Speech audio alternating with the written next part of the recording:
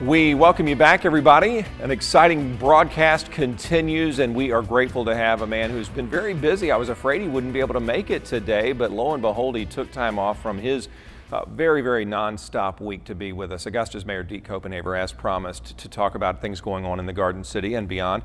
Mayor, thanks for being back. Brad, thanks for having me. Let's talk about the T-Center. First of all, the convention center. It's been a big week. No matter what you call it, you can call it a success because it's been a phenomenal breaking in, if you will, an event every day this week just about. What are your thoughts on that venue? You know, Brad, there was so much blood, sweat, and tears put into getting us today where we've got it open. We've got crowds in there. You were hosting the United Way Luncheon on Tuesday. It's amazing. It's a top-of-the-line facility. The acoustics are great, and what I've shared with people, let's not look backwards on the difficulty it took to get here. Let's look forward.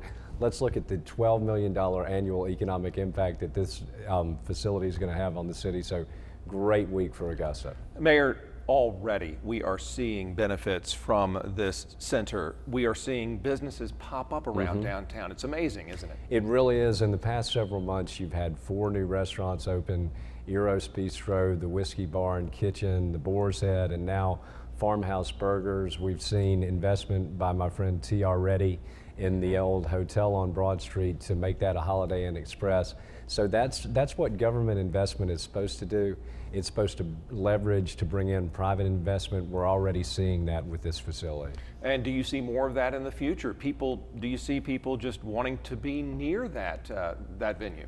I do. There's been a bunch of real estate that's also sold in the general vicinity of the convention center, T-Center. You say tomato, I say tomato. Yeah. I was asked about that today. What are you going to call it? I said, well, I'll call it the convention center, but I don't care what people call it as long as we fill it up and it brings money into the local economy. But I do see more investment in that area of the city. It's really changed the face of Reynolds Street.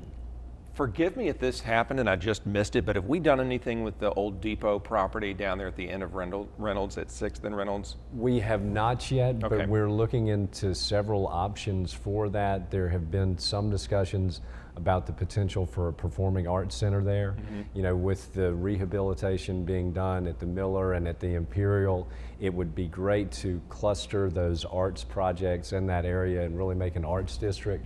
But once again, the T-Center, the convention center, that's a catalyst for future growth in all of downtown. Mayor, News Channel 6 this past week reported that there was talk by a local engineer, if I'm not mistaken, of developing some land in South Augusta to put an amphitheater there. It felt very early, it felt very unofficial, just from my vantage point on the set watching the story. Have you, city leaders, heard about this? No, Brad, it's interesting. I was in a meeting yesterday afternoon and somebody emailed me your story, and I did watch it on the 6 o'clock news. That was the first I had heard of it.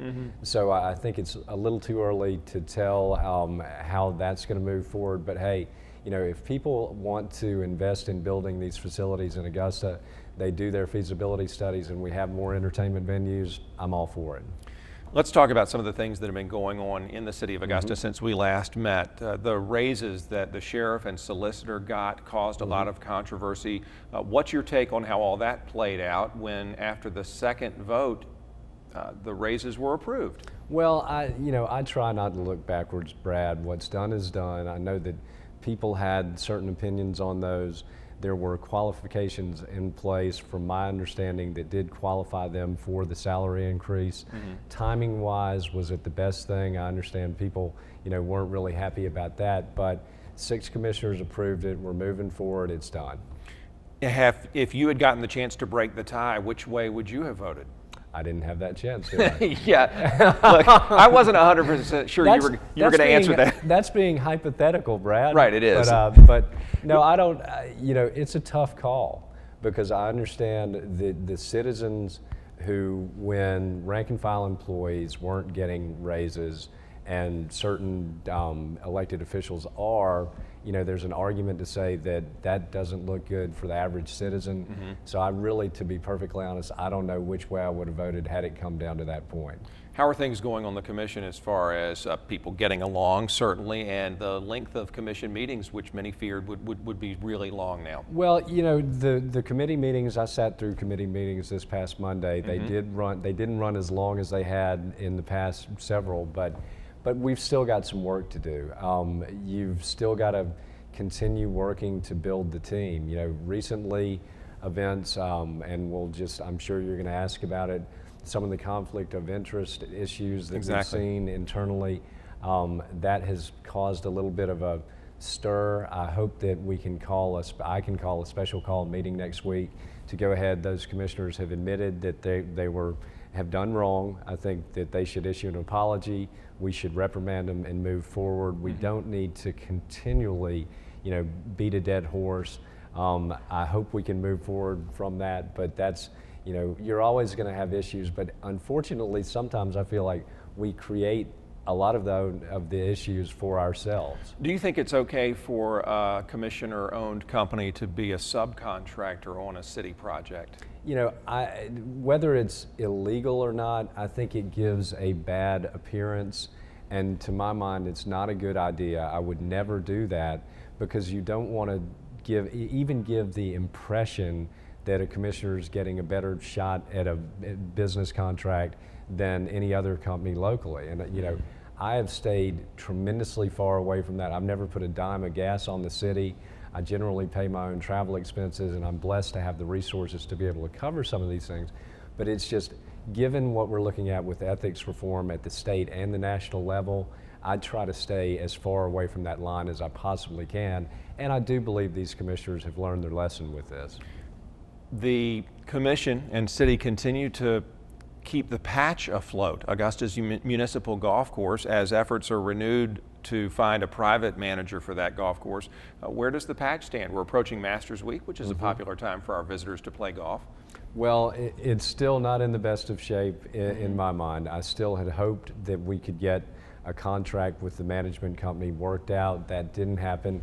But I will tell you, Brad, at the end of the day, you know, I'm almost to the point where I feel like we should just sell it, because how many, you know, it's always going to be a bone of contention between commissioners. Some feel like we should privatize things, some feel like we shouldn't privatize anything, but it's been a point of controversy with the city, and in my opinion, if we could sell it, turn it over to somebody else and let them deal with it. Would you like to see it continue as a golf course? Oh, absolutely, absolutely. And I'd like to see it continue as a public golf course, because being the golf capital of the world, I think we need good public golf.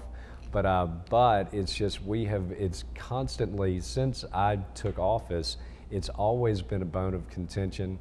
So if we can't figure it out, I've been here 7 years, you know, let's give somebody else an opportunity.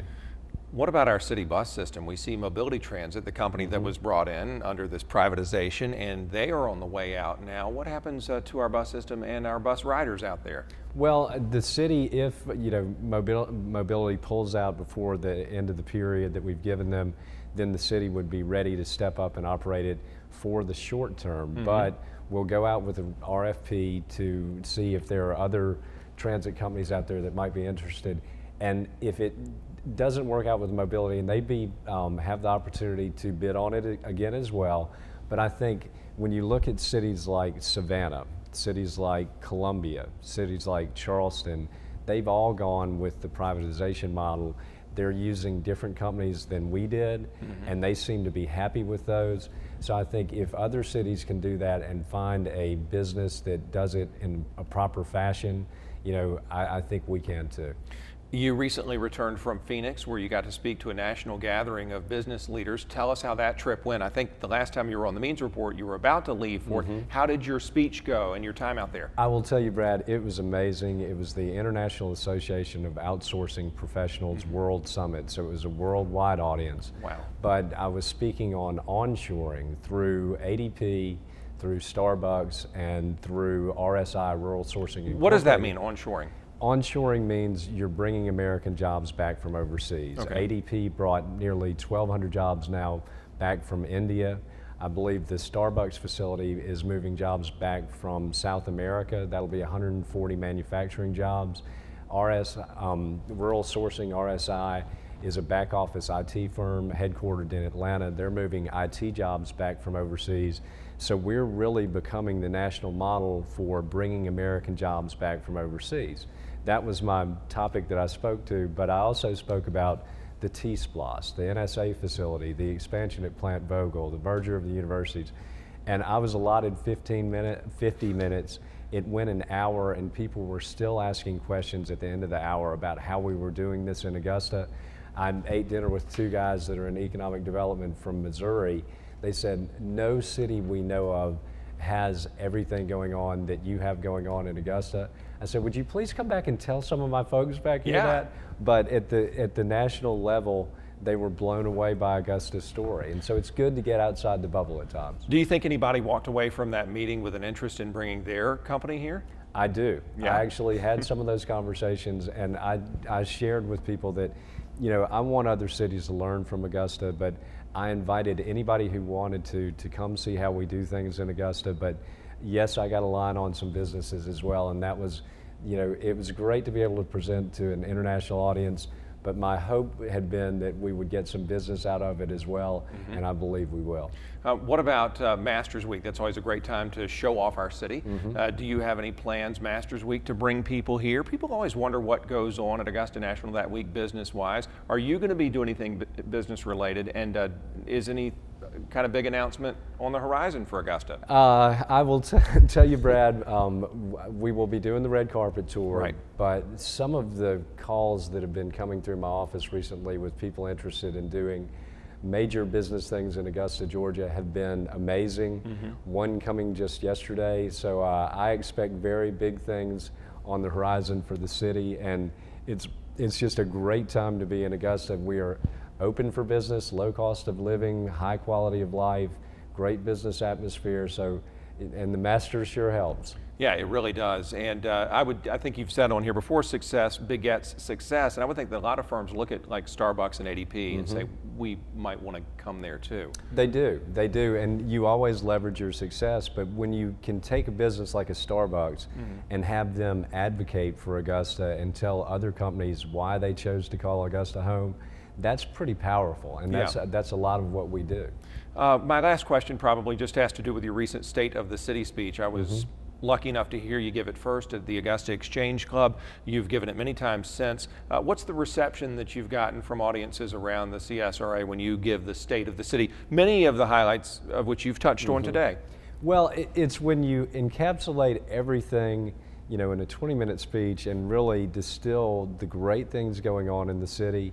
People are extremely encouraged, and the feedback I've gotten has been overwhelmingly positive, but it's basically, that's what I did in Phoenix. I gave the State of the City address, and it's nice to know that an international audience has the same reaction as a local audience.